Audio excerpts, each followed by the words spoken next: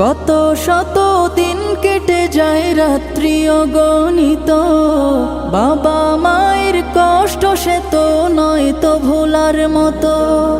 কত শত দিন কেটে যায় রাত্রি অগণিত, বাবা মায়ের কষ্ট সে তো নয় তো ভোলার মতো।